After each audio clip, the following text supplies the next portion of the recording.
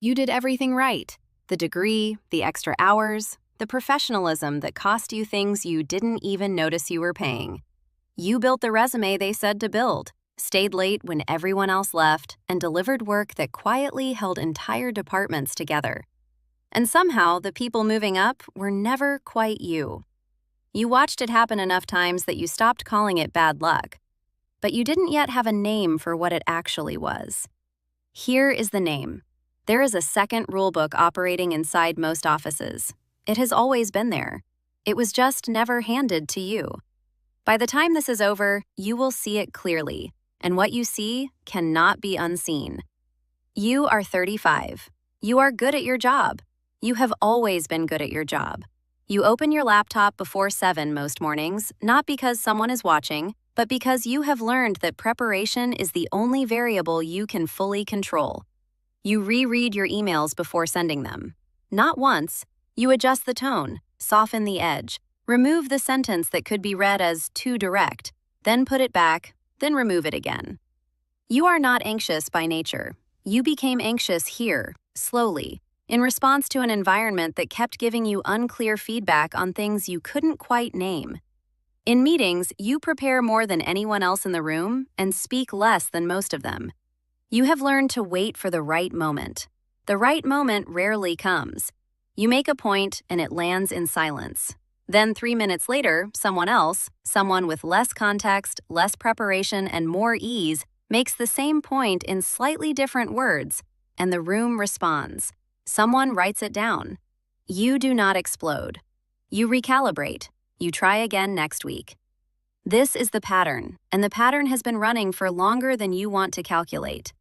Around you, people who work less carefully keep moving. Not because they are sharper, because they are easier. They fit something in the culture that you cannot quite name yet, something that operates beneath the level of job description or performance review. You watch it and feel vaguely crazy for watching it, so you go back to working harder, because working harder is the only response you know how to trust. Then there is someone like Sophia. Sophia is not more competent than you. She is warmer, more casually present, knows everyone's coffee order, laughs at the right moments in the hallway. One Tuesday, she leaves at 2 in the afternoon for a salon appointment. She comes back at 4:30. By Friday, she has been named to an innovation steering committee that you did not know existed. You are not angry at Sophia. Sophia is not doing anything wrong. Sophia probably barely noticed any of this. You notice everything, and what you notice is costing you something real. The exhaustion you feel is not weakness. It is the ongoing price of navigating a system you were never given the map for. That price is being deducted from you every day, in ways that do not show up on any official ledger. Here is what the second rulebook actually says. It says that decisions happen before the meeting. The real conversation already occurred, at lunch, in someone's office doorway, in a group chat you are not in. The meeting is a formality. Your preparation is a formality. The outcome was already loaded before you walked in. You just did not know you were walking into a room where the vote had already been cast. It says that culture fit is the gate, not performance. Culture fit sounds like a neutral phrase. It is not neutral. What it actually means is, do you make the people with power feel comfortable? Do you laugh at the right volume? Do you soften your edges instinctively, or does it take visible effort? Competence without social ease does not read as impressive inside most organizations. It reads as inconvenient. You are not disliked. You are just not immediately legible to people who only read one type of person. It says that visibility beats merit. The person who gets promoted is not always the best performer. It is the person that leadership can already picture in the role. Picturing someone requires seeing them. You are doing the work. You are just not in the frame where the picturing happens. It says that exclusion does not require confrontation. No one tells you that you are being left out. There is no incident. There is no paper trail. You are simply not CC'd, not mentioned, not remembered when the opportunity comes up. Social punishment in professional environments does not look like punishment. It looks like being forgotten. And being forgotten, it turns out, is its own kind of career ceiling.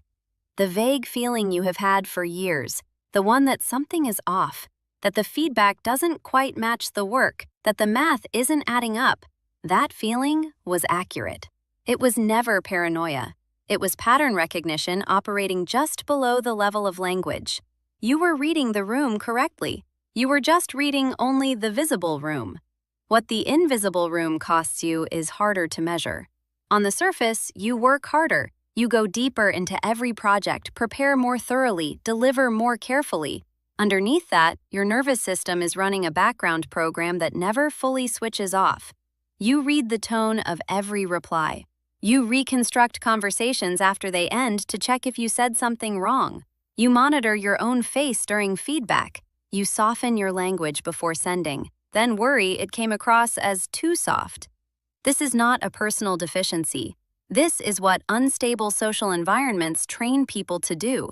When the rules are unclear and the consequences feel unpredictable, the brain builds surveillance systems. Yours is running 24 hours a day, and it is exhausting in a way that no amount of sleep fully repairs.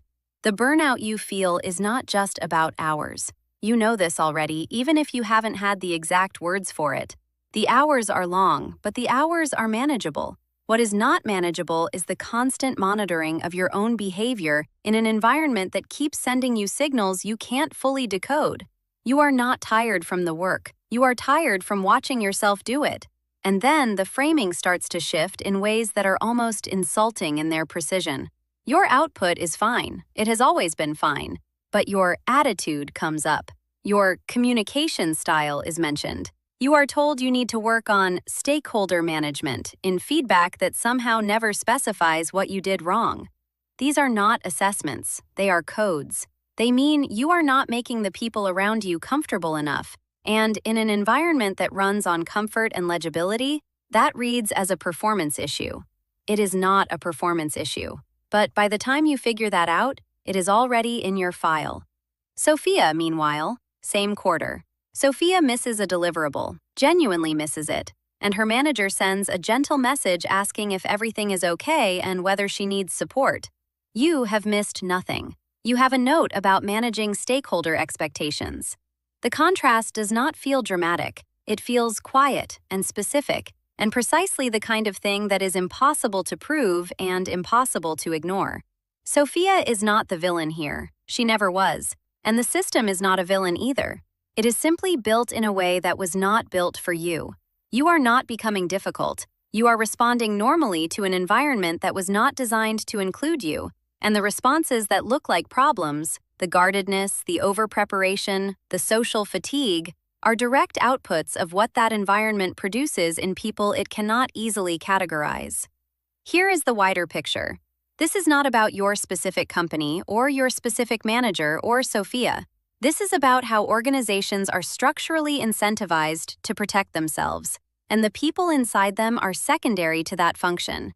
When you raise something with HR, a process begins.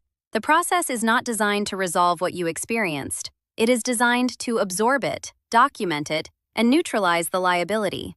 Your concern gets noted. A conversation is had. Language is chosen carefully. Nothing material changes, but now you are also the person who had a concern, which is its own kind of data point. Leadership language operates the same way. We value transparency, means decisions will be communicated after they have been made. We are focused on culture, means people who don't fit the existing culture will be managed toward the exit, slowly and with paperwork. We want everyone to feel heard, means the organization has committed to a process of hearing, not to anything that follows from what it hears. These are not lies exactly. They are managed language. There is a difference. The people at the top got there by fitting the rules, the visible ones and the invisible ones. They are not going to dismantle a system that's selected for them. This is not a conspiracy. It is institutional gravity. The system reproduces the conditions that built it. You walked into that system without knowing the full rules of the game you were playing. You have been reading the room correctly this entire time. The problem was never your perception. You were just reading the visible room. There is a second room, where decisions are made before meetings, where access is granted through trust networks you were never invited into, where protection is extended informally and withdrawn the same way. You now know that room exists. Knowing it does not fix the past. but not knowing it was costing you everything: your confidence, your energy, your read on your own reality. When you walk into the next meeting, you will not just hear who is speaking, you will see who was already decided, who has access, who is being managed out, slowly, with careful language, who is protected without ever needing to ask. That is not a small thing. That is a different way of seeing the board. And once you see the board clearly, you are no longer playing blind.